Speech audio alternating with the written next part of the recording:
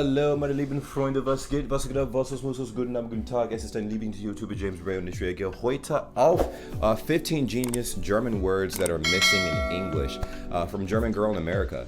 Amazing creator, honestly. When I first got into diving into cultural aspects and I guess language learning tips and stuff like that, she was very helpful.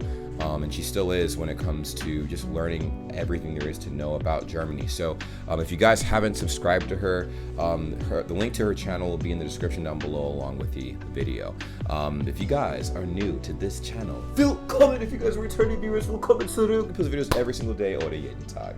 All I ask is that you guys abonniert diesen Kanal und like the video bitte. Vielen lieben Dank für eure Unterstützung. Das bedeutet mir viel.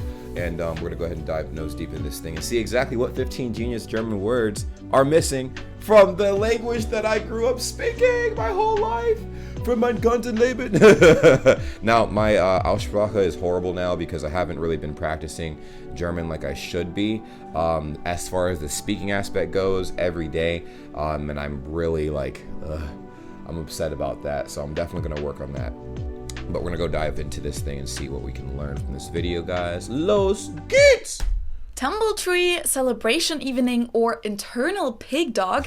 This is what these words would be. Yeah, innerer Schweinehund. Yeah, I've heard of this one before. I haven't heard of the other two, but this one, like inner pig dog, I forgot what it meant, but I remember making a video where it was describing what this one actually meant, like Schweinehund. Like, if you translated them literally into English, they're German words that describe a thing just so perfectly or with a touch of humor that I just really wish that they existed in English as well.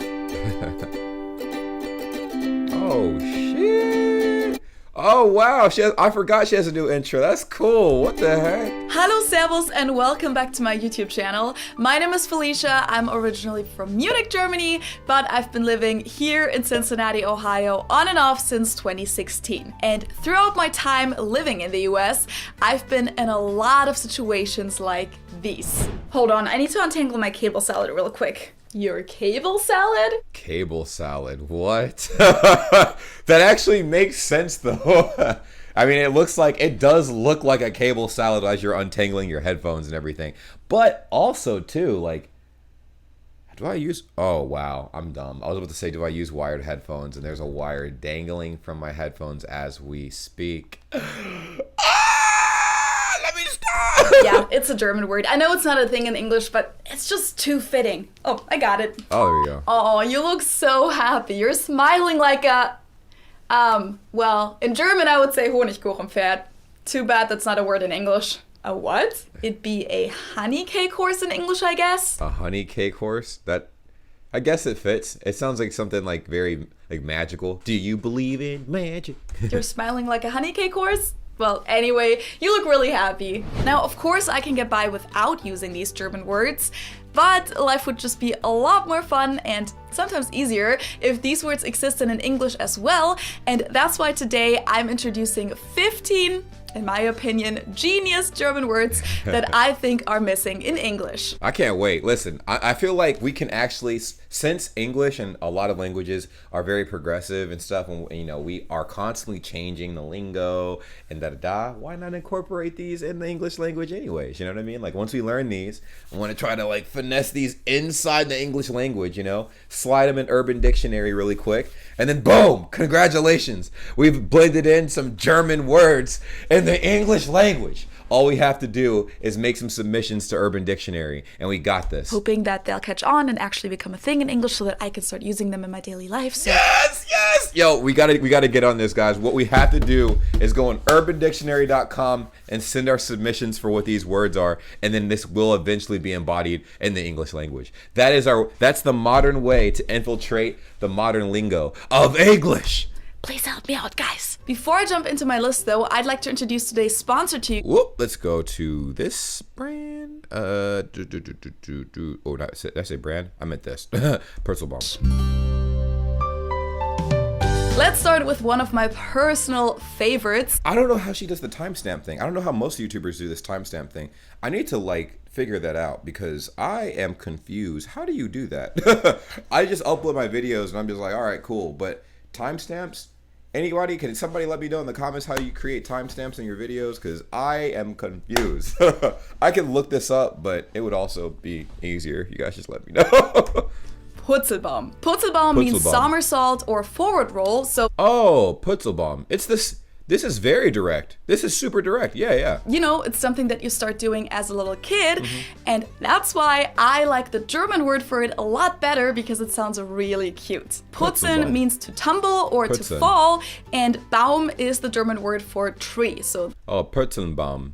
So tumble tree? Word sounds like tumble tree to us. Oh, like almost like a tumbleweed. Like a tumbleweed in Arizona, like technically a tumble tree, I guess, but you know what I mean? Like, that's funny. That's cool. Ich mache einen Purzelbaum. Ich mache einen Purzelbaum. So that's like, ich mache einen Purzelbaum. Yeah, man, I would try that off camera, but I'm too big for that. I'm gonna break my body, okay? I'm making a tumble tree. Well, somersault. In reality though, Baum in this case doesn't refer to a tree, but it actually comes from the verb aufbäumen. Aufbäumen, oh wow. Which means to rear up, kind of like a horse. So it would be something like rear up tumble, I guess. Either way, it sounds extremely cute and like a lot more fun than a simple forward roll or somersault. Yeah, forward roll sounds very direct. Forward roll, let's go. The next one is what I just mentioned in the intro, Kabelsalat, or in English, Kabelsalat. Kabelsalat. Okay. Kabelsalat. Guys, I need y'all to rate my Aussprache. My Aussprache is terrible. It's terrible. I know it's bad, but how bad is it on a scale of 1 to 10? Let me know! The Kabelsalat. I actually use this one all the time in English, even if I know that the people around me will be confused, because I just love this word way too much and I think it's pretty on point. A Kabelsalat describes a mess of cords and cables, like when your headphone cord is all tangled up in your pocket or when your chargers are knotted. I think we've all been there. Oh yeah. It's interesting though now because I feel like the headphones I use when I go out are all wireless, but then the headphones I use at home are wired. Like if I'm stationary, then I'll use wired headphones, but they can still get tangled the same way. You know, I just feel like they're more likely to get tangled if I'm just out and about and I'm like moving around a lot and they're in my pocket and stuff like that, versus if I have them in a stationary place, they don't move. They're pretty much untangled and stuff like that. So like these headphones too, like these headphones I'll wear all the time. You see them in a lot of my videos, boom. But I don't wear these out at all, unless, well, these also have a Bluetooth feature, so I will undo the cable and sometimes I'll take these to the gym. Rarely, like at once every blue moon, if I really feel like I need music in the gym, I actually work out in silence. Yes, I'm one of those guys. The next one is just a very pleasant description of being off work. Feierabend, which literally translates to celebration evening. That's or cool. Party evening. What? Feierabend. So it literally Feierabend, wouldn't that just be like a direct translation would be fire evening? Having a fire evening, my guy. Having a fire evening, my guy. But fire would be Feuer, wouldn't it? But so Feierabend. I'm thinking fire sounds like fire in English, but wouldn't it be Feuer for fire auf Deutsch? So what does fire mean? As I said, this is a term that we use to describe the time after we're off work, which is in the evening for most people. But if you work a job where you get off at noon, or you work a night shift and get off in the morning, like me, I get off at 7 in the morning. Woo! We'd still call it Feierabend, party evening. It's also kind of funny how we use the word in a sentence, because we'll say things like, Ich mache 6 Feierabend. So it literally translates directly like I make at 6 Feierabend. So at 6 it's gonna be my evening. I'm making party evening at 6, which means that you'll be off work at 6. Or we'll say things like Ich habe Feierabend. I have party evening, which means that you're already off work. Originally, the word goes back to the Abend. Feierabend. I'm gonna have to start using that on y'all in Discord. I'm like, I can't say it. Ich habe Feierabend. Ich habe Feierabend. Ich habe Feierabend. Let's go. Evening before a Feiertag, a holiday, but it did get a different meaning over time. We also sometimes use this word to just say, that's enough, stop it, as in, jetzt ist aber Feierabend. You'll sometimes hear parents say that to their kids, for example. Jetzt ist aber Feierabend. So it can also be a way to scold people, but it can also be a way to say like, hey, my week is done. Something, you gotta say like, Hoch the end of Wochenende or something like that. What's that saying? Like, can you guys let me know what that is? Because I mess that saying up all the time. Hoch the end of Wochenende, you know? My next favorite one is Ohrwurm, which Ohrwurm, yo, I hear everybody in Discord using this. Ich hab ein Ohrwurm. Is it ich hab eine Ohrwurm or ich hab ein Ohrwurm? But basically it's an earworm and stuff like so that song gets stuck in your head, or somebody says something like, if I start singing like it's Friday, gotta turn up, or like wop bop ba da be da bop bop bop. If any of those songs got stuck in your head, I'm so sorry. Translates to earworm. For the non-Germans among you, I'm gonna give you a second to think about what the hell an earworm could be. Hint, it's not an animal in this case. Oh, but there are bugs called earworms, and those are nasty. I've seen it, actually. Story time. I'm not sure if I've told this story before on here, but this is just a very, very small story, so don't worry. I was in basic training in the military, and I had to sleep in these things we call cots. They're like these little cloth beds in the middle of the desert. And I remember we were in a tent, and there's like 12 cots like on each side. And one of my friends was like, he was complaining at night, like his ear was hurting and stuff, bothering him. We were all trying to tell him like, yo, quiet, we were trying to sleep. Well, anyways, he's making all this noise, so I turn on my flashlight, and he's holding his ear, right?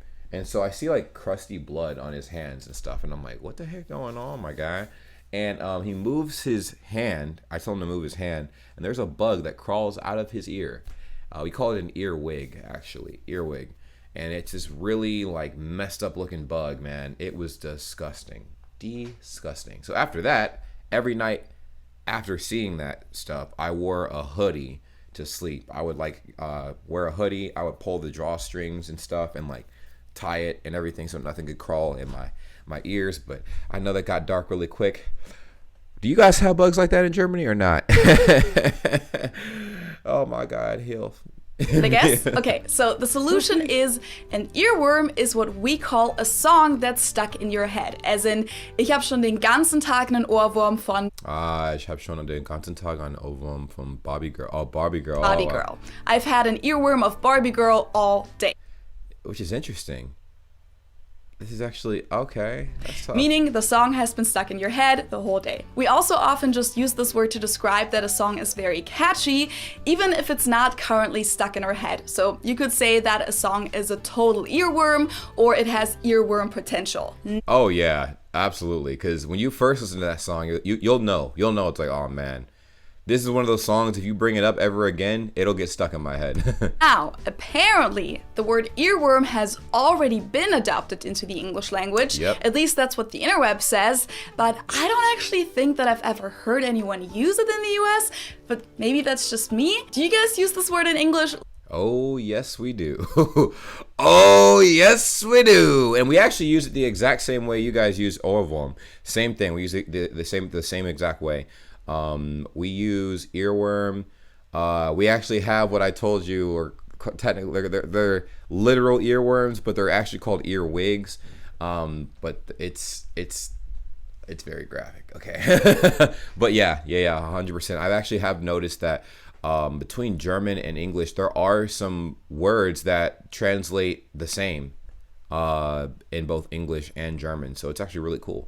You know, like kindergarten, right? I thought kindergarten would be something different in German, but it's the same thing. Because if you think about it, kindergarten is for like, it's like for little kids and stuff like that. So it's like kids go to learn and everything.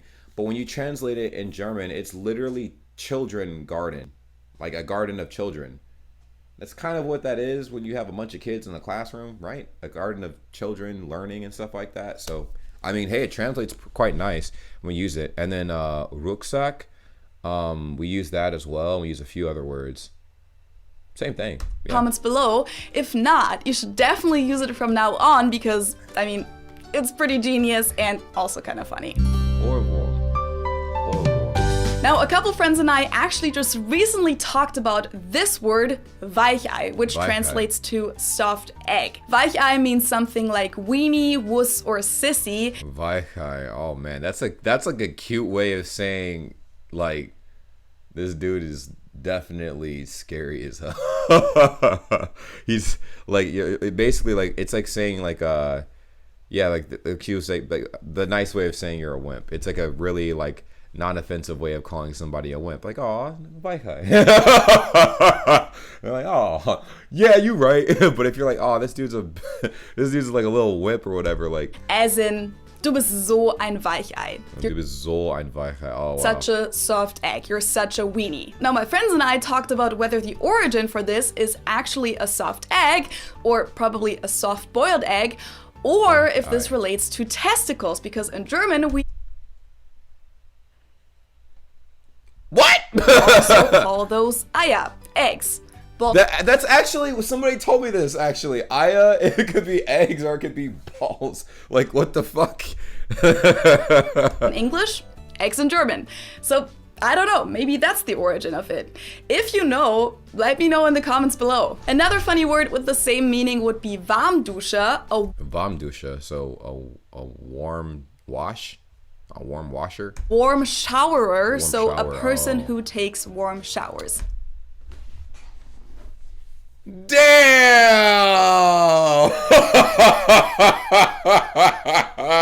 Yo, I have heard this term before, but who doesn't take warm showers? I feel attacked. Goddamn!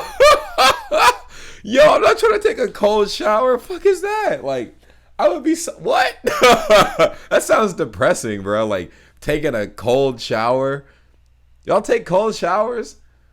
Oh man. Oh, I couldn't. I have before, just to I guess speed up the fat burning process, because I did hear like when you cool your body with really ice cold water, or if you take ice baths, it actually spikes your metabolism and you wind up burning way more calories, and it's really good for your muscles and stuff too. But so are warm showers as well. It just relaxes your muscles in a different way. Damn, I didn't know I was like that. The word showerer is extremely hard to say for me. Yeah, warm shower. Now, when a Shower. word doesn't exist in a language, it often means that the whole concept doesn't even exist in that language. True. And I think that that's the case with this one. Inner Schweinehund, inner pig dog, but it's like I can't really describe it. She can describe it. It's yeah. She's about to describe it. Innerer Schweinehund. Literally, this translates to internal pig dog, which doesn't really seem to make any sense, right? But your innerer Schweinehund is what we call that part of yourself that you have to fight against sometimes. Ah, it's like the devil on your shoulder, the Teufel on your shoulder. You know what I'm saying? Like yeah, do it, just do it. Like, no, I can't. I have morals. I can't do that. I can't just smack the ice cream cone out of that dude's hand, even though I don't like him. I gotta walk away and be the bigger person. Like you have to fight it to start working out, or you have to fight it when you want to study instead of watching another episode on Netflix. So Oh, never mind. I take that back. It's not really that kind of fighting. It is, but it's not. It is, it could be, right? Because you could use it in that sense, or you could use it in a sense, like she was saying, like there's something you have to do, but you don't want to do it. And like that inner voice in your head's like, you don't have to do that. For instance, a better example is like, so I run a fitness training program at work. And when we're running and stuff, a lot of people want to stop. And that voice inside your head that tells you to stop is that innerer Schweinehund. So that's got to be what that is. Let me know if that was a decent example. big innerer Schweinehund equals low willpower to do something that is objectively good for you. That makes sense. So the first example I said was definitely not accurate. Well, you'll forget I even said that. So we might say things like, ich habe endlich meinen inneren Schweinehund überwunden und bin joggen gegangen. I finally overcame my internal pig dog and went running. Or something like, nein, ich habe die Saftkur noch nicht angefangen. Mein innerer Schweinehund ist einfach zu groß. So it's like, no, I don't know what Zafka is, but I have not started I haven't started. My inner Schweinehund is too big. So I haven't started whatever Saftkur is. I don't know what Saftkur is. I know Saft means juice. But Saftkur means something totally different. But no, I haven't started yet. Because angefangen is to start, you know? So I haven't started to yet because of my inner pig dog. It's way too big. Haven't started the juice cleanse yet. My internal pig dog is just too big. Oh, Saftkur. So it is juice. It has something to do with juice. So it's juice. Saftkur is juice cleanse. That's super cool. Hey, I told you your boy's been learning German. You guys think I'm doing this for jokes? No, man, I actually have been learning German, bro. Like, this is tough. Now, the word itself apparently goes back to hunting dogs that were used for wild hog hunting back in the day, which wild hogs are called Wildschweine in German. Ooh, Wildschweine. Wild pigs. And because those dogs were so aggressive, the nickname for them, pig dogs, became an insult. Then, over the course of the First and Second World War, the internal Schweinehund was used in the context of National Socialism and in the military, and it was used to talk about the base motives of humans and a lack of discipline. Wow, that's actually interesting. I did not know that. Very insightful. See, that's why I love her videos, man. Like, she literally will break something down in a way I would have never thought of before. I'm like, I guess that makes sense, huh? That's insane. I learned something new, man. Yeah, let me know if y'all learned something new, because I learned something new, man. The next one is one of the words that I usually mention when people ask me about the best or funniest German curse words, Arschgeige. Yo. I've heard this. Well, I'll let her explain. This literally translates to ass violin. Yeah, bro. And it can actually be a pretty strong curse word, but depending on how it's used, it can also sound kind of funny, I think. Yeah. You're such an ass violin. That's funny as fuck. Very unexpected, but funny as hell. This one I mentioned at the beginning of the video. Honigkuchenpferd. A honey cake horse. Honigkuchenpferd. They literally just stacked words together. They stacked honey, they stacked cake, they stacked horse. Honey cake horse. Honey cake horse. Nice. Translates to honey cake horse. And we say this when someone has a really big smile on their face. We'll say something like, du strahlst ja wie ein Honigkuchenpferd, which would be something like, you're smiling like a honey cake horse. Dang, they're probably gonna say that to me a lot. I smile for no reason, man. I smile when I'm in trouble too. Like people be like, yo, James, man, you shouldn't have did that. And I'll be like, did what? Even though the word strahlen in German in this context is actually more like gleaming, but it means someone is smiling really big. And apparently the word actually does go back to a pastry which had the shape of a horse and was made of honey cake, whatever that is.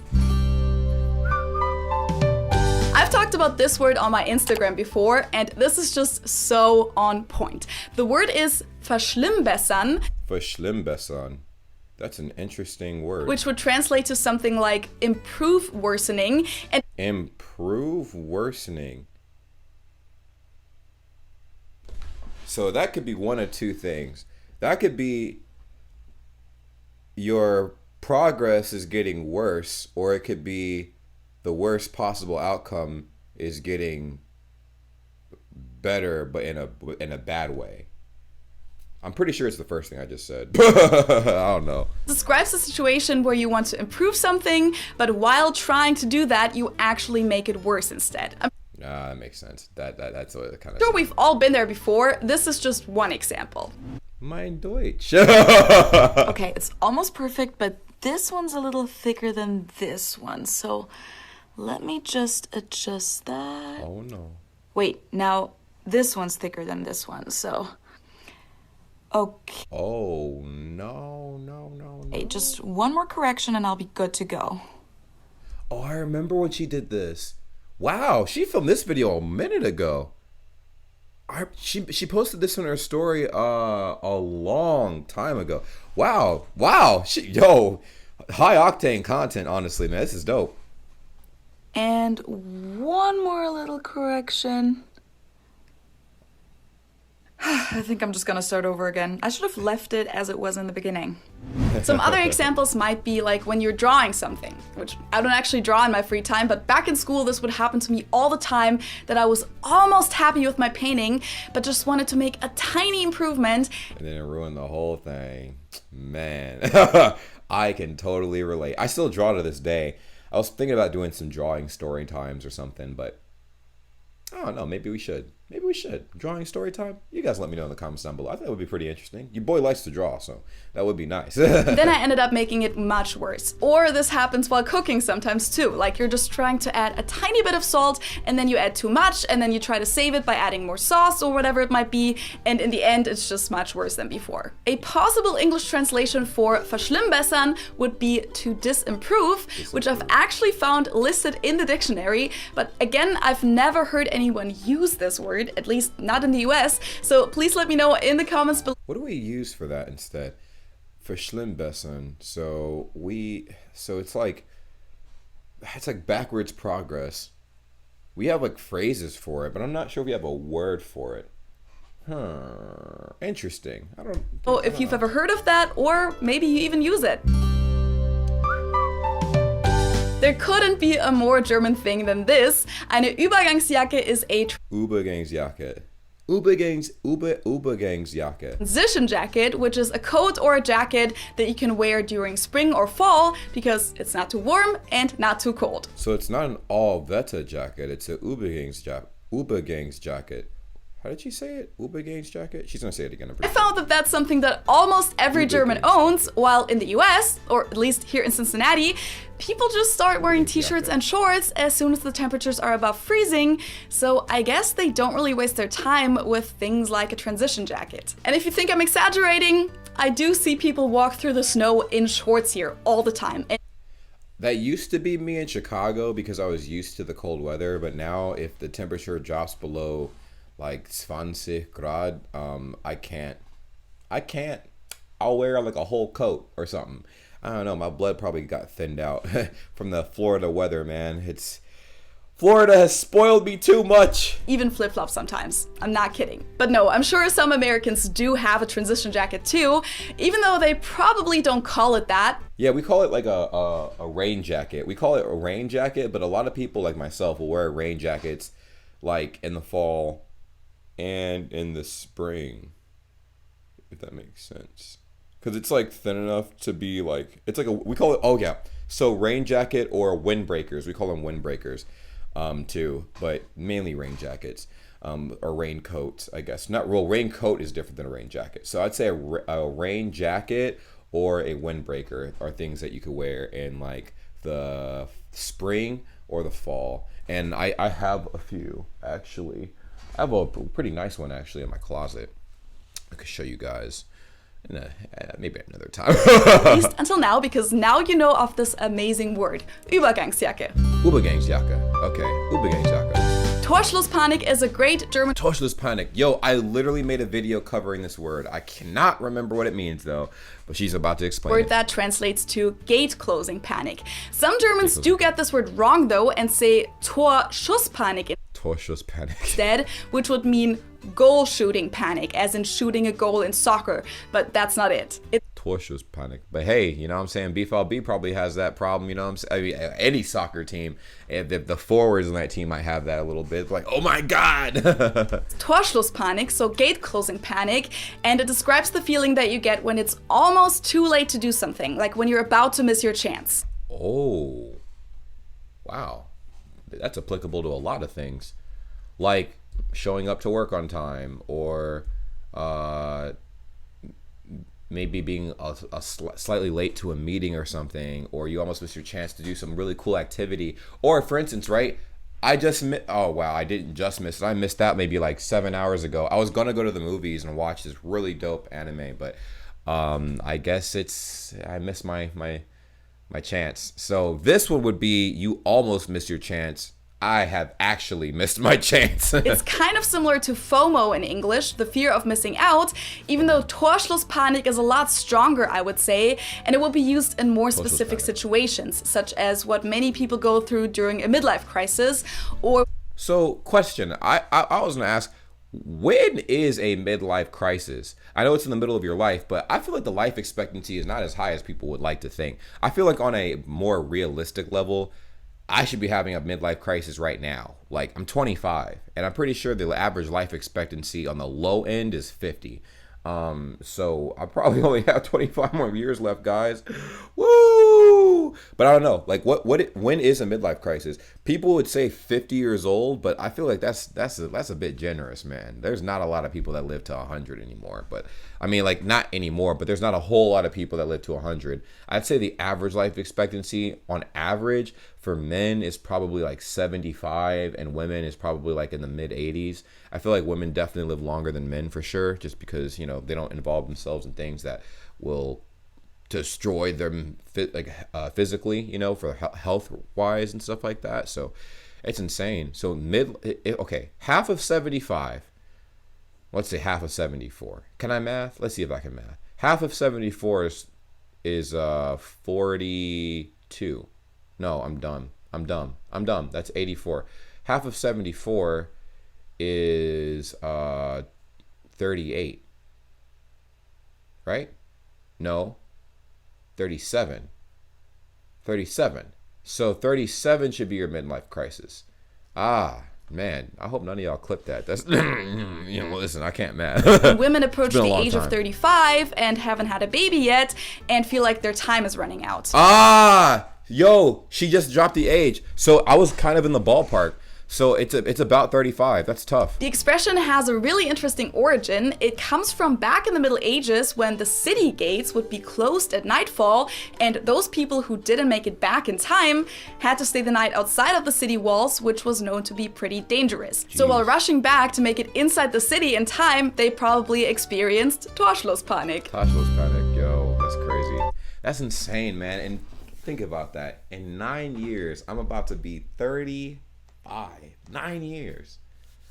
A lot can happen in 9 years, man. That's tough. I feel like this one has become a pretty famous German word by now because it's a concept that doesn't really have a fitting translation in English. Okay. It's fremdschämen, which Fremdschämen, was ist das? literally translates to external shame or stranger shame or something along those lines. The closest English expression for this would be secondhand embarrassment, but I don't think Americans use that word quite as much as we use fremdschämen, and I also don't think it's as strong. If you're ever in Germany and, let's say, watch TV with a German, you'll probably hear something like this at some point.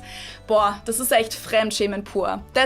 This is echt Fremdschämen pur. Straight up secondhand embarrassment. One word that gets pretty close to this is the slang word cringe that has actually made its way into the German youth language too. It has.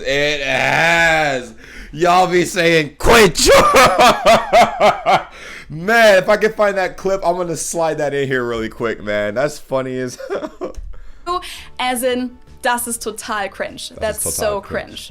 Total cringe. Das ist total cringe. This one I've mentioned before in my video on 20 German words that are used in English, and I'm talking about the word Schadenfreude. So Schadenfreude.